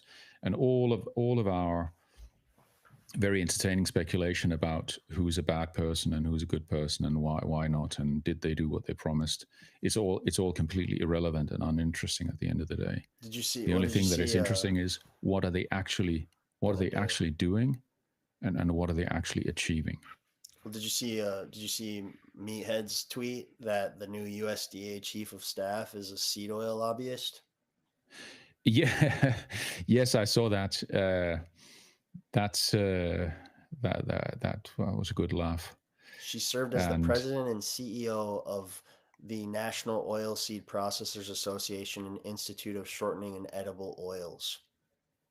yes, And someone was like, well, maybe she's had a change of heart. It's like, do you really think that? Do you really think that? yeah, it doesn't really matter whether she has had a change of heart. The only thing that matters is what are the policies going to be that are realized. And I think if somebody expects that there's going to be a fundamental change in soybean production in the U.S., I don't understand why would somebody think that. No, And it's and not. and I think, like, we have, that's why I put here our headline for our talk here is your habits make your health, your habits make you healthy, not the government. You know, Yeah, so maybe she will lobby for even more soybean oil or whatever. But all of us have the choice not to use soybean oil, But people are and getting and and priced out. That's the scary thing. and to an extent, we have we have the choice also of buying meat which is not based on animals eating soy, at My least to an extent. the last thing I'll say is like this. Like I think there's two things that are really important to civilization: the economy and our food sources. And like I think there's a lot more eyes on the economy right now, and I think people need to be sounding the alarm on our food sources, because there's a war on farmers that are raising beef. Like they're getting outpriced by all these large corporations. That you talk to farmers, they say this whole packaging shit is a shit show, and like this whole concept of like tracking global emissions, and like it's fucking scary. And like what I tell people is like, yeah, you go to Walmart, which is where all the immigrants and foreign people seem to go and shop, because like everyone, like people think like Target is going to have more expensive food, Whole Foods is going to have more expensive food, so if you want the cheap stuff, you go to Aldi's, you go to Walmart. But you go to all these places and like the beef prices are all the same. The only thing that's cheaper is like the crops, and they're like cheaper by like 10-20 cents. So it's just like it's kind of scary, because like if you go back carnivore diet 5-10 years ago, it was a lot more affordable. Well, now people are saying, well, how do you afford that? How do you afford this and that? And it's like, shit, man, like it's just getting kind of scary. And like a lot of the general public is just kind of complacent to it. And like I think if you actually think that like meat is important to your health, and like this should be like one of the top discussions. I mean, JFK, that was one of the things he said. If you listen to his Nixon debate, he's like, I want to help our agriculture. I want to strengthen that. And like that should be one of the core fundamental topics of US politics, in my opinion. And I just don't know if Trump, yeah, we'll see. Sure. I think my guess is it's not going to be a key core focus. I Um, don't think so. I think he's pretty clearly outlined what is going to be in be core focus, and it's going to be energy. yeah, drilled baby drill. That's it. And and the rest, yeah, we'll just have to wait and see. It's interesting with the dietary guidelines as well. At least I find it interesting because I think it seems kind of absurd that the American the same we have the same virtually the same dietary guidelines here, and these dietary guidelines are Shit. they are pretty much like vegan. It's Exactly. vegan dietary guide. A diet which is obviously quite unhealthy, very nutrient deficient, and causes all kinds of and therefore causes all kinds of issues, not only physical but also mental illness. And it seems completely absurd that this kind of nonsense is just freely propagated and affects, and of course then it affects especially children through school food programs and other public food programs. Just completely nuts. Do you guys outsource? So like, well, I guess you guys don't have grain fed cattle at all. It's all pasture, right? The cattle is not grain. The Maybe finished. cattle is not grain fed, at least to my knowledge. It gets, most cattle get pasture in summer and then hay and silage in winter. There's obviously no pasture in winter here, so Right. it's like Alaska, so It's just or it's like Canada, so in America, it's just a lot of blame gets put on animal agriculture, and like so it's like you could say, well, a lot of the corn, a lot of the soy is going towards animal agriculture, and it's like I think it it might be wise that we do have a high standard as well, where it's like, okay, I'm not saying fuck you to the feedlotters, but I think they need to create incentives for these guys, and we need to start taking it more seriously, because as big meat eaters, I think if we get on board with that and we say, yeah, yeah, yeah, like we agree with you guys. We need regenerative agriculture. We need to improve our soil health. We need to retain our resources. Then it's not this battle of completely eliminating the meat industry. We need to take that rhetoric and we need to work with it a little bit, or else we're gonna get fucking eaten alive. Yeah, maybe. I I think the pigs and chickens in the States and also here, they probably get fed all kinds of soy and other Oh yeah. things which are as cheap as possible, Well, I which is one reason why it it's an additional reason why it's probably a better idea not to eat too much pork, too much chicken, because it has some negative consequences in terms of the fat quality of in those animals. I don't pork. think it's from time to time I think it's okay, but Yeah, exactly. you can do a cheat meal with a piece of pork or a chicken, but probably better idea to stick with beef. Or like we were saying, if you need a good starting point, that's what would be my recommendation. Like start with it. But yeah, I completely agree, and I have a testimony to that because I last year I was doing like really strict carnivore diet at the start of the year for like a couple months, and I had a girl come stay with me for a few weeks, and then for me to save money, instead of using like the suet and tallow, I started using pork lard because I actually got connected with a farmer in Michigan. Like literally, they got they're like Michigan State University sponsored, like research farm. They're soy free, corn free. Well, guess what? I still gained 12 pounds, and like eating that. Yeah. There's just something about pork lard, like yeah. Yeah, I think it tastes very good.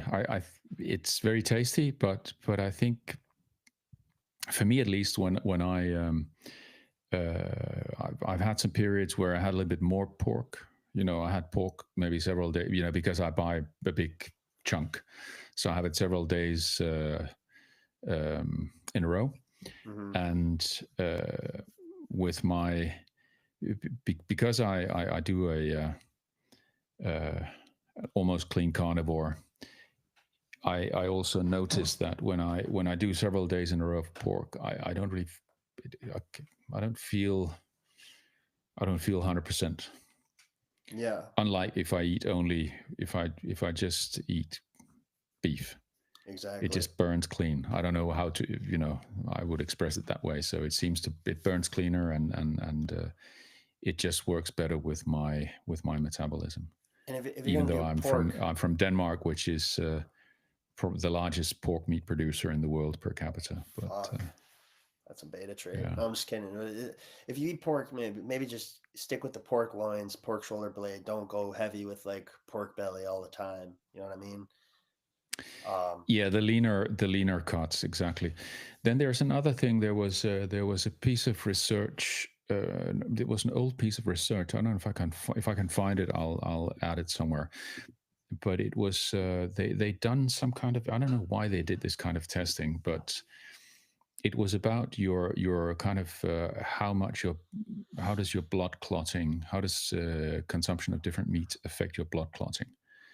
And they found that with lamb and beef, it doesn't affect your blood doesn't clot more, your blood viscosity doesn't change. hmm. But if you eat pork, your blood tends to the viscosity goes up, so it clots. You get more clotting tendency for several hours How into would the that next day, be? maybe if you eat pork. Uh, The, but if you marinate your pork meat, you don't have this phenomenon. So the lesson out of that is, if you eat pork, make sure you marinate it before you eat it. was there an explanation for why that is, No, uh, this was the result. or is So it? they tried, and there was no difference with beef and lamb, whether marinated or unmarinated. It didn't make a difference. Or sorry, I meant was there an explanation as to why pork was causing blood clots? No, but it did. Weird. not clots, but higher viscosity and more tendency to clotting. Gotcha. Like it thickens your blood. Yeah, Weird. and if you if the pork meat which was marinated before, if you consume pork meat which was marinated, it didn't cause this. That's interesting. So so after I read that, I just marinated all my pork meat. I wonder where bacon falls into that, because I got one more testimony for you on pork. Is that when I had my colon, I had it removed a decade ago. When I had it though, and I was in my worst flare ever, I had the chicken pox. I got to this point where none of my medications were working. I lost 45 pounds in a month. I was I was scared to eat. It was like anything I ate goes through me. There was Yes. two things that I ate without nervousness. That was Mm-hmm. eggs and bacon. Like I was eating bacon and eggs. Yeah, but I think bacon is not raw. It's not cooked from raw. It's a cured. Bacon is a cured, Cured. smoked meat. So Right. probably that works as well. Hmm. Yeah, that would make sense. And this just all kind of goes to show that this stuff is complicating, right? Where it's like you got a kid with severe IBS and he's only willing to eat bacon because it's not a problem. But then a decade later, I go and eat a bunch of lard and I gain 12 pounds. So Yeah, this is complex, very complex stuff at the end of the day, kind yeah, of. absolutely. I don't really gain if I eat pork, but it's just I just feel I, it, beef is better. I was eating pork for a little bit, like last fall, and this was what pissed me the fuck off. I was like, I didn't get super pissed, but I was frustrated for a night because I'm eating this pork and I'm talking to my buddies. Man, pork is amazing, dude. This shit is amazing. And Yeah, it's then delicious. I go to the store and I look at the label a little bit more, and it literally all of the pork in the store, the entire store. This is a grocery store. It's all got like 15% added. What do you call it?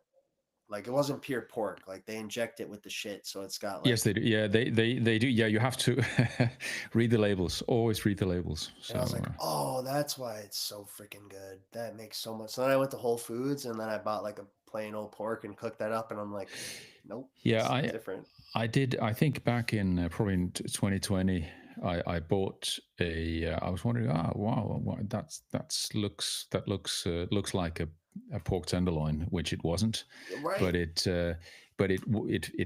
tasted. It was as tender, but not as dry as pork tenderloin. And I was wondering, why? How the hell? Because pork doesn't behave like this. Yeah. And then I looked, and it was just like you said. It was. There were some additives in it. So that was the only time I bought that. So, Yeah. but now you can get the same effect if you brine your pork. So put it in so wet brining. You put it in brine the day before, and it's going to be tender. Even the low fat cuts, they're going to be tender when you fry them up. What do you brine them And in? That's salt, right? that's just salt. Yeah, brine is salt water. Okay. And you can add, if you want to have the marination effect, you need to add a little bit of vinegar. So you can do a brine, or you can do a brine marinade kind of combo that works pretty well too. Do you have And because I just did it last week, and it works fine. for marinating pork, do you have a vinegar recommendation? I just used my apple cider. I'm just looking at it. The bottles over there. Apple cider Apple cider. vinegar. Okay. You can use white vinegar as well. It doesn't matter. I think. Gotcha. I'll plug the people. If you do vinegar, which the one thing about vinegar that people got to be a little bit leery of, I don't think it's like a big deal, is that like vinegar is short chain fatty acids. And as far as I understand, like a carnivore diet, if you're eating like a lot of saturated fat, that's long chain fatty acids. And like the Uh, the the serving Vinegar is size, not a fatty acid. I thought vinegar has short chain fatty acids in it. I don't think vinegar is an acid. Vinegar is not a fatty acid. It's an acid. It's Oh, yeah, vinegar contains acetic acid, which is a short chain fatty acid. Okay, yeah. And like I was just gonna say that like the label is gonna say that it has 0 calories because that's off of a tablespoon. But if you that like it does have calories, not that much. It's small, but there is calories in vinegar. But I It have a plug is because there's research that suggests that fruit vinegar digests better than like grain vinegar. So like you white vinegar is gonna have like 50 plus grains, whereas like you talking about like your apple cider vinegar. Anecdotally, I've kind of found that to be true. But I have a guy. His name. It's like let me pull up my Gmail quick. His company's called. Sorry, give me just 1 second. His company is called Supreme Vinegar, and he sells blueberry vinegar and cherry vinegar and all these other fruit vinegars. So if you're curious to kind of try that out, vintage vinegar or whatever the fuck I just said, yes. it's worth checking out. So what did I say? I'm so stupid. Yeah, I mean, apple cider vinegar has one Supreme percent, vinegar. 1% carbs, so it's not. I mean, it's so acid that I'm just gonna say you don't need to worry about the carb content in vinegar. It's nothing. Right. Um, It's not going to mess up your ketogenic diet. That's for sure. but I was just like yeah, I don't think it's gonna mess up your diet, but it's just if you were to look up like foods high in short chain fatty acids, it's going to pull up fruits and vegetables and legumes, and I guess that's what vinegar comes from. But yeah, it's so acidic. Well, There's yes. there's probably something to like the acidity of foods as well that provide benefits. If you look at carnivorous animals, they all have extremely acidic stomachs, and guess who else does? Humans.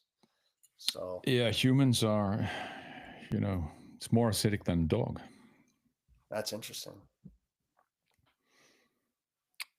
Yeah, I So think we are on a. I don't know. I don't remember. I think we are acidity level like a cat for that's humans. interesting. Maybe that's why it's so meat is so easily digestible.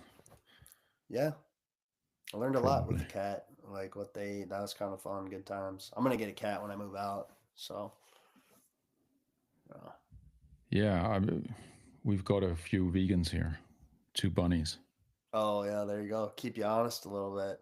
They only eat hay. Nice. I so when I went salt free, my ex like she bought the cat, but like we were living together, so kind of funny enough, like she would get so mad if I like fed the cat. So I always had to do all of this behind closed doors. But like when went salt free and started making pemmican and jerky, make like some jerky, and this thing would be like screaming at me in the kitchen, or like if I made fish, it would be like screaming at me, like "Give me some of that shit, bitch!" And eventually, I'm like, you know what? Like we're just gonna eat the same foods, and so like I would make like a fish fillet or something, and then I would give it a little bit of the fish, or I would give it a little bit of pemmican and jerky, and I felt like the cat ended up like respecting me more because of it. And like once I realized like how much it enjoyed like this type of food, I felt so bad like just giving it dry food all the time. I'm like, man, I can never do that. Like, I'm not sure. I have my doubts whether a cat will respect you. I think if the cat was a not lot bigger, it would just respect, eat you. It would just kill you and eat you. I think. probably. I don't. It But just it felt like it almost felt like it would like communicate with me more and like listen more. It was weird. it finally it was happy that you finally understood what it was trying to tell you. That's what it Yeah, felt we like. you know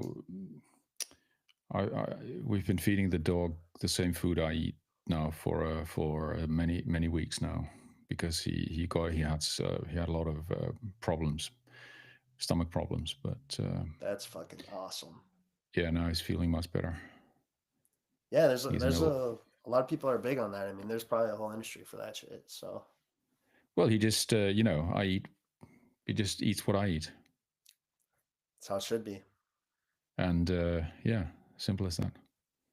Actually, it was kind of the cat that got me a little bit inspired to try the raw meat because I've tried giving it like a steak or like, oh, delicious ribeye. You're gonna want that. Nope, doesn't want anything to do with that. And it's like, okay, if they like the raw meat, maybe there's something to it. I'll give it a go. I'm not like Lars though with the raw rotten meat shit. That The rotten meat, yeah, that's yeah. I think,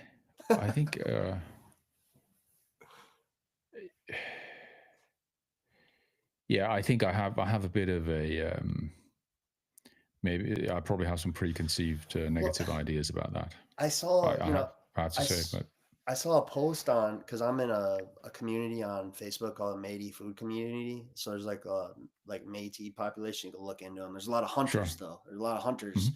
and I saw a post that was basically saying that like a fermented meat makes more sense. It works better with wild game than like if you went and bought a ribeye from the store. Right. The processes are different from what I've Okay. heard. And if you look at the Maybe. community, the cultures and the communities back in the day that were eating this quote unquote fermented meat, they're eating wild game. You know, Yeah, yeah. I do think I do think you know, Lars is. I'm sure he's onto something he is. with his high meat. I mean, he's in perfect shape He's too, so he swears by it. I mean, he knows what he's doing. he's not lying. Like he's getting some No, sort of no. energy from it. If you guys Yeah, don't yeah, know, yeah. if you don't know Lars and you want to follow Lars, his Twitter handle is Yeah, he changed his handle. yeah, Lars William 1980. He's the fucking man though. I mean, he's got some He's the man. interesting things. He's Highly recommend following Lars, and yeah, he's a great guy, and he's in the club of honest, transparent life experimenters. yeah, he doesn't bullshit. Yeah, you're gonna get the, you're gonna get the painful truth with the non-painful truth as well. No, Yeah, he's a good guy. politically we're definitely a little bit different, but food wise, he's pretty smart and he got me on. He was the one that kind of got me convinced on like autophagy and fasting more and Hmm. kind of taking your hormones a little bit more seriously. So Yeah, he's, yeah. if you're ever curious to know about fasting, if you're ever curious to know about hormones, hit that guy up because he's getting 68-year-old guys with Parkinson's disease to go on 48-hour fasts, and he's doing some really interesting work with them, and he's a guy to talk to. Yeah, and he's I think if you're looking for uh, a meat based you know, carnivore um, personal training kind of stuff, he has programs that he offers as well, Yeah, and I think he's definitely somebody who's going to keep your nose to the grindstone as well. yeah, he doesn't bullshit. He used to be a Yeah. CrossFitter, so he's got some interesting workouts. Yeah, I was just going to say that I think you're in for a kind of a CrossFit type of energy boost if when you work with Lars. And he's So Canadian as if you fuck. I mean, he's funny as if you hell. can't if you can't take getting zapped, you have to be careful. Yeah, he commented on my picture. He's like, still got some body fat to burn. I'm like, yeah, you're Yeah, right. You're right, buddy. yeah, he's big on the 10% body fat or less. Yeah, Yeah, I'm not quite at 10. I think I'm probably at about 12%, I would say. that's good. I think I'm right around 12, 13 myself. So Yeah, something like that. But I'm pretty happy with. you should take a shirtless picture and I'll Photoshop my face on it and I'll act like it's me. Yeah. No, I'm pretty. I've got good abs, very That's visible. dope. That's what's Yeah, up, man. I'm You got not. keeping the And sun honest. I've got some good development on my back as well. You know, all these when I did my month of pull-ups, that gave me a good boost, and then I've continued adding weight on my lat pulls and rows. So Yeah, I've started doing pull ups a lot more because I'm actually pretty strong. I can deadlift a lot. I can lift a lot of weights, but like wide grip pull ups last fall is like I could do like 3 of them. But now it's like just do yeah. them. Just do pull ups. Like and shout out to Dukes on he's in the 100 club. Like he posted like the what do you call it? Like the pull up machine where there's kind of like weight assistance. You like use those and just do the reps. But now I can do like 7, 8 wide grip pull-ups in a row easy. Like just do them, man. Yeah, I know the machine, the one where you're standing on it, or it's on you're on your knees on the thing, or is that Yeah, is that? exactly, exactly. Yeah, I don't do that one. I just do a lat pull machine. So, but I do 150% of my body weight on that. So, How many push-ups are you so doing each day these oh, days? sorry, How many push-ups a day you doing? 250, God, how many can you do in one go? 110 in the first set. Wow, that's remarkable. Today I couldn't do 110 in the first. Today was 105. And then, but Wow. I do the first set I do to failure, and then I do, the rest I do 90, and then whatever. And what are you, 5, 10, 155, 45, 5'11", and 5'11"? let's see, Oh, that's right. one Sorry, hundred I'm being an American over here. 5'11", and let me just check the pounds. Just give me a second.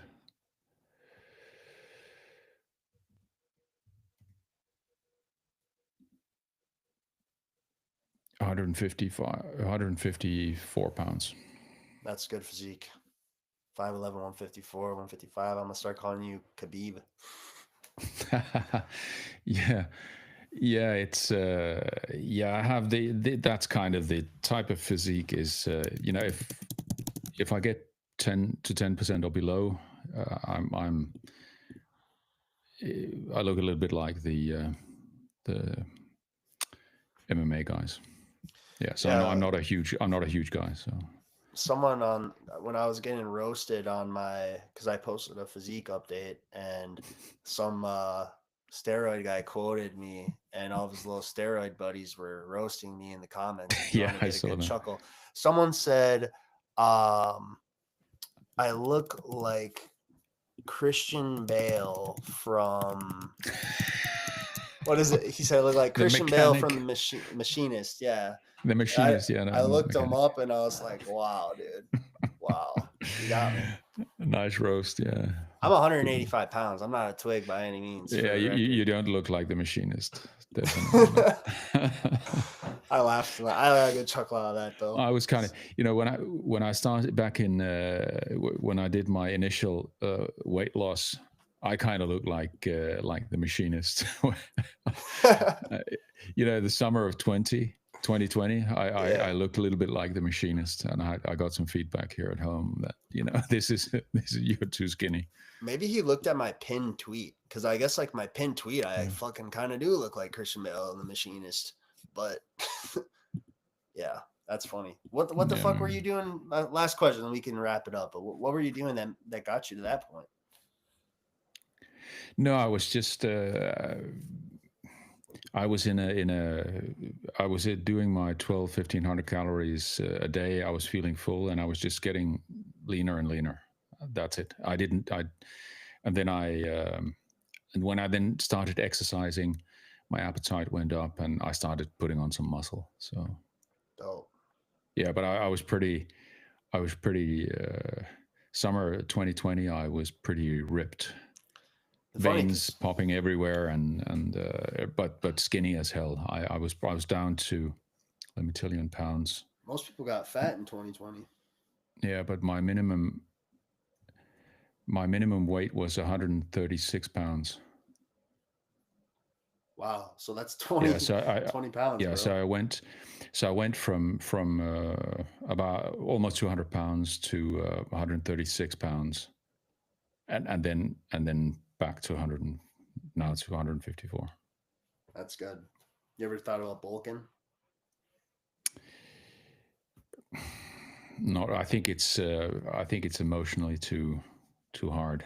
So I'm with you. Just eat a I'm shit just ton of gonna goat take it milk slow. powder. If you ever want to bulk, eat a lot of goat milk powder and mix it with fat. And I swear to God, that's the last thing I'll say is like, because I thought about bulking up like a couple months ago, a few months ago, and so I started. I eat a lot of suet tallow, and so what you do is you render the suet, and then you take your goat milk powder and you basically make like this ball like thing. And I was eating that, dude. I would go for a walk, and it was kind of like I felt like a grizzly bear. It was like no one try me. You're not gonna win. I can go to the gym and deadlift 500 pounds right now. Like I Yeah. felt strong as hell. So yeah, goat milk powder is an anabolic, dudes. If you ever want to try it. Yeah, I think. Yeah, I don't know. I think for me, because I got a new wardrobe twice when I lost all that weight, because I thought, when I was halfway through, I thought that's it, but then it just continued, and so I still I fit the same clothes as when I was on my lowest weight, so Damn, that's and good. yeah, so the most of the weight is just on muscles basically, so um, but yeah, probably all of it is muscle between 130, 136 and 154. Nice. And I'm not. I prefer not to buy new clothes again, so Yeah, I'll right. take it easy. Same, man. With all the push-ups, my favorite jeans jacket doesn't fit in the arms anymore. But I'm gonna That sucks. I just get gonna all have my to get dad's over hand me that. downs. He's actually got some decent fashion though. So Yeah, I'm gonna go. We have a website or a service called Vinted. I don't know if you have that in the US, but anyway, Vinted, you can get secondhand clothes on Vinted. So I'm gonna go there maybe and get a Vinted. jeans jacket for €5. So There we go. I just found that website. Huh. I'll yeah, check that out. Cool. Well, should we wrap it up? It's yeah. two Let's wrap it hours. up and we managed to stay almost unpolitical here. Yeah, not bad. We We talked we about the didn't right have to stuff. take any sides. No Tesla. Anyway, it's no secret. I'm Just I'm kidding. I'm kind of enthusiastic uh, about the change in the U.S. Not necessarily about Donald Trump as a person. I don't have anything against him either, but about the potential uh, change that could be affected in Europe as well. I think we're in deep, deep, deep, deep trouble here with incredibly uh, corrupt system and an incredibly ingrained and much too expensive public sector, both in most of the countries individually, and then with the EU structure on top of that. I just think it's completely out of control. Mm. Yeah, taxed to death for the gravy train of all these I thought that's what everyone public was trying to servants. escape, man. Yeah, I think it's kind of a thing. Let's for the US. I think it's there's going to be a huge cleaning house. At least I would expect there to be some level of cleaning house. Obviously, then when the new house is put in place, it's just a question of time until that then starts building, expanding and building and getting, and over time it's going to get back into the same or a similar type of situation. So from time to time you need to get the weeds out and prune the system, and I hope they're successful in doing that. I Yeah. genuinely have no. I don't know. I have no expectation. I don't know what to expect. No, I'm just hoping that they do it. Yeah, I don't really have an expectation, but I'm hoping that it will have a positive effect. we're all hoping Trump is as different as he says, but I mean he's already had 4 years of presidency, so we'll see what he does this time around. I found it interesting. To me, it was just a little bit mind blowing that you have a guy who's campaigning on some things. Then he makes this inauguration speech, where he repeats what he was saying during his campaign. Very surprising, very, very surprising that somebody is going to say that. A few hours later, he starts actually implementing the things that he said that he was going to do, which in my lifetime I have never, ever, ever seen anyone work like this. They So I know he pulled out nobody of the does Paris. nobody does He pulled anything out of what of they promised, and just no one does anything immediately. What? So It I know just doesn't happen. he's pulling out of the Paris Climate Agreement. What else has he done? I'm out of the loop. It's not a rhetorical Yeah, question. there are no, but there are so many executive orders signed that it's a little bit. It's going to take another hour if we start going through all of it. But I think if Maybe tomorrow. I think you ought to look it up. I mean, there are summaries about this. I don't know where we are with the executive orders 100 and the ones related to energy and the Paris Accord and DEI, getting rid of DEI and then deportation of the criminal, illegal aliens, etc. That's just top of the iceberg. JFK documents. I think the JFK documents is maybe not. To me, it's not so interesting. I don't expect any surprises there. Yeah. But anyway, plenty of stuff, and I think there are a number of executive orders are going to be related to the North Carolina and also the California situations as well. So Yeah, I haven't looked into it too much, but I thought I saw people were saying that like the whole birthright citizenship, like Trump, they were questioning Native Americans, the birthright citizenship, which is kind of interesting. I don't know. yeah, I think it may be of academic interest. I think it's otherwise. I find it That's bullshit. pretty uninteresting and not a central issue. But anyway, we'll see. Yeah, that might be blown out of proportion. I've seen it mentioned in certain communities, but Yeah, I'm a white dude, so I don't fucking know. I don't know. I don't know. I'm obviously never. I'm never going to be an American citizen. So it's either way, and I'm not never going to be neither a legal or illegal immigrant to the U.S. So either way is good for me. But Right. You can sneak you over here, man. We'll get you through Canada into the U.S. yeah, no, only legal, only legal. Cool. Yeah, of course. The if only America is going to get saved and the rest of the world is going to go down the tubes, then of course there is a potential increase in interest. But anyway, I'm a little bit old for becoming an immigrant. So Yeah, I'm scared. I think like I believe in God, and I just hope He does not set off that motherfucking Yellowstone volcano. That's all I hope. Just yeah, give me a sign. Give me a sign. indeed, So indeed. cool, man. Yeah. Anyway, have a good rest of your Saturday and rest of your weekend, and we'll continue. We'll have a next live whenever we have time. For sure. Yeah, good chat, man. Have a good weekend.